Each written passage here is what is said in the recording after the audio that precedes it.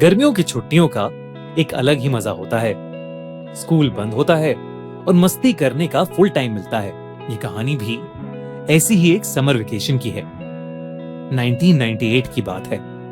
16 साल की निशा और उसका 13 साल का छोटा भाई अमन उस साल की समर वेकेशन के लिए बहुत एक्साइटेड थे, क्योंकि वो करीब 10 साल बाद अपने नाना नानी से मिलने जा रहे थे। उनके नाना नानी शिमला हिल स्टेशन के पास एक छोटे से गांव में रहते थे। एक पुराना सा खेत वाला फार्म हाउस, जहां कभी भी लाइट चली जाती थी। पर अमन और निशा बहुत एक्साइटेड थे। ये पहली बार था जब वो अपने पेरेंट्स के बिना ट्रैवल कर रहे थे। एक लंबा सफर तय करके उनकी ट्रेन शिमला में रुकी। स्टेशन पर सिर्फ वो दोनों ही उतरे। उतरते ही उन्होंने अपने नाना नानी को देखा और बैग्स उठाकर उनकी तरफ दौड़ पड़े। नाना नानी बिल्कुल वैसे ही लग रहे थे जैसे उनकी यादों में थे, बस अब थोड़े कमजोर हो गए थे। उस समय तेज धूप पड़ रही थी और काफी गर्मी थी, लेकिन उसके बावजूद उनके नाना नानी ने शॉल ओढ़े हुए थे। उनकी आंखों में एक अजीब सा खालीपन था। चेहरे पर मुस्कुराहट तो थी, लेकिन बहुत ही नकली सी। लेकिन अमन और निशा का ध्यान इन चीजों पर गया ही नहीं। वो तो अपने नाना नानी से मिलकर बहुत खुश थे। पूरी कार राइड में दोनों अपनी ट्रेन के सफर की स्टोरी सुनाते रहे। नाना नानी ज्यादा कुछ नहीं बोले, सिर्फ हाँ में हाँ मिलाते रहे और बार बार गाड़ी के रियर व्यू मिरर से उन्हें देखते रहे। शिमला से करीब 1 घंटा कार ड्राइव करके वो लोग घर पहुंच गए। उनके नाना नानी का एक बड़ा सा फार्म हाउस था, पर काफी पुराना हो चुका था। पीली दीवारें और चारों तरफ जंगली घास। ऐसा लग रहा था कि जैसे उस घर को कोई मेंटेन ही नहीं करता है। दूर दूर तक कोई और घर नहीं था। रात हो चुकी थी तो आसपास कुछ दिखाई भी नहीं दे रहा था। घर के बाहर वरांडा में एक पुरानी रॉकिंग चेयर थी, जो बिना हवा के भी हल्की हल्की हिल रही थी। अमन ने मजाक में बोला कि ऐसी ही जगह पर हॉरर मूवीज शूट होती हैं, और दोनों भाई बहन हंस पड़े। घर के अंदर सब कुछ पुराना था। ब्लैक एंड व्हाइट फोटोज, लकड़ी का फर्नीचर और एक अजीब सी स्मेल, जैसे कुछ सड़ रहा हो। जब दोनों ने मुंह बनाया तो नानी मुस्कुराते हुए बोली, ये गोबर की स्मेल है, खेतों से आ रही है।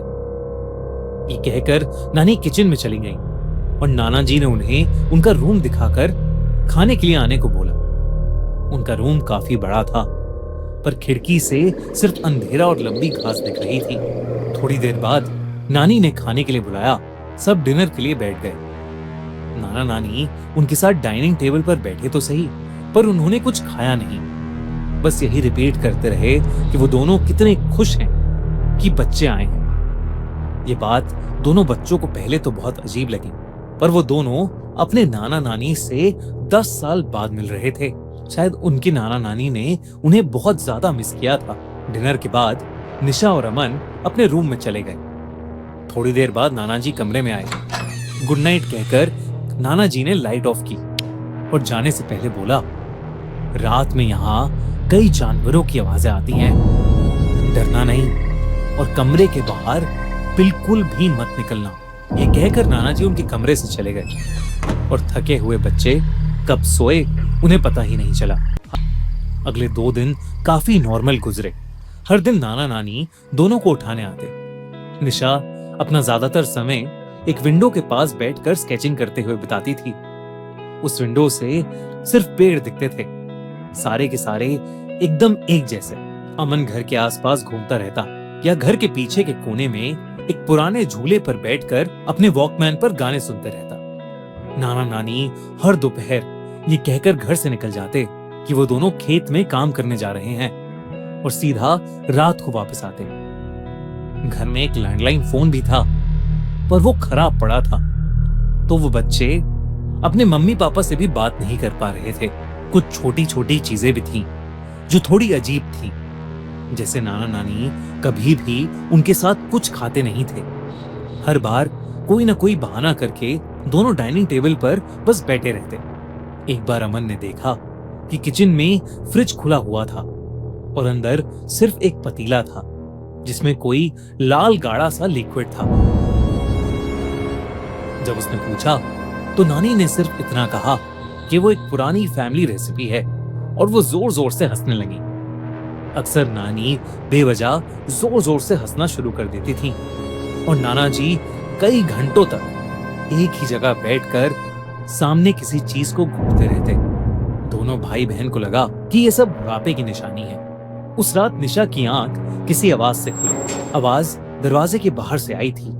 तभी दरवाजे के नीचे से एक बड़ी सी शैडो गुजरी। सिर्फ 1 सेकंड के लिए नाना जी की वार्निंग भूलकर निशा दरवाजे के पास दबे पांव गई और उसने धीरे से दरवाजा खोला। वो अजीब सी बदबू अब और तेज हो गई थी। सामने अंधेरा था पर किसी के गुर्राने की आवाज आ रही थी। वो कोई जानवर नहीं लग रहा था, वो कुछ और ही था। इससे पहले कि निशा उसके पास जाकर कुछ समझ पाती, अचानक से किसी ने उसके कंधे पर हाथ रखा और उसकी चीख निकल गई। उसके पीछे उसकी नानी थी। उनके चेहरे पर अब भी वही अजीब सी नकली स्माइल थी और उनका चेहरा अजीब सा सफेद पड़ चुका था। उन्होंने निशा को सोने को कहा। घबराई हुई निशा चुपचाप अपने कमरे में वापस आ गई, लेकिन वो डर के मारे सो ही नहीं पा रही थी। निशा को अब उस जगह से एक घबराहट होने लगी थी। अगली सुबह नाना नानी उसके कमरे में आए। दोनों का चेहरा बिल्कुल नॉर्मल था। रोज की तरह वो बोले, नाश्ता किचन में है और वो खेत में काम करने जा रहे हैं। जैसे ही निशा को मेन डोर बंद होने की आवाज आई, उसने राहत की सांस ली। उस दोपहर अमन बाहर झूले पर बैठकर अपना हॉलिडे होमवर्क कर रहा था जब उसे घर के अंदर से कुछ बच्चों के खेलने की आवाज आई। उसने पीछे वाली खिड़की से झांका तो उसे एक परछाई दिखी, मानो किसी छोटे से लड़के की हो। अमन को लगा कि शायद घर पर मेहमान आए हैं, पर जब वो घर के अंदर गया तो वहां निशा के अलावा कोई नहीं था। वो पूरे घर में उस लड़के को ढूंढने लगा और तब उसका ध्यान ड्राइंग रूम में पड़ी ब्लैक एंड व्हाइट फोटोज पर गया। बीच में उनके नाना नानी की एक बड़ी सी फोटो थी और उनकी आंखों से खून बह रहा था। ये देखकर अमन डर गया। उसने फौरन निशा को बुलाकर वो फोटोज दिखाई, लेकिन तब वो फोटोज एकदम नॉर्मल थीं। निशा ने भी अमन को अपने साथ हुआ कल रात का किस्सा बताया। दोनों बच्चों के हाथ पैर ठंडे पड़ चुके थे। आखिर चल क्या रहा था उस घर में? घर में टोटल 3 कमरे थे। उनके नाना नानी का रूम फर्स्ट फ्लोर पर था और वो हमेशा ही बंद रहता था। ऐसा लग रहा था कि जैसे वो गंदी सी बदबू उन्हीं के कमरे से आ रही है। उन दोनों ने किसी तरह चाबियों के गुच्छे से चाबी ढूंढकर वो कमरा खोला। दरवाजा खोलते ही उन्हें एक बहुत ही गंदी स्मेल आई। अंदर बेड पर 2 सड़ती हुई बॉडीज पड़ी थी। दोनों अपना मुंह ढककर थोड़ा और पास गए तो निशा ने देखा कि एक बॉडी के गले में वही लॉकेट था जो नानी पहना करती थी। निशा के पैरों तले जमीन खिसक गई। वो समझ गई कि ये लाशें उनके नाना नानी की हैं। पर अगर ये लाशें उनके नाना नानी की हैं, तो वो कौन हैं जिनके साथ वो रह रहे हैं? दोस्तों, ये था इस कहानी का पार्ट 1। इसका पार्ट 2 देखने के लिए सब्सक्राइब करो हमारा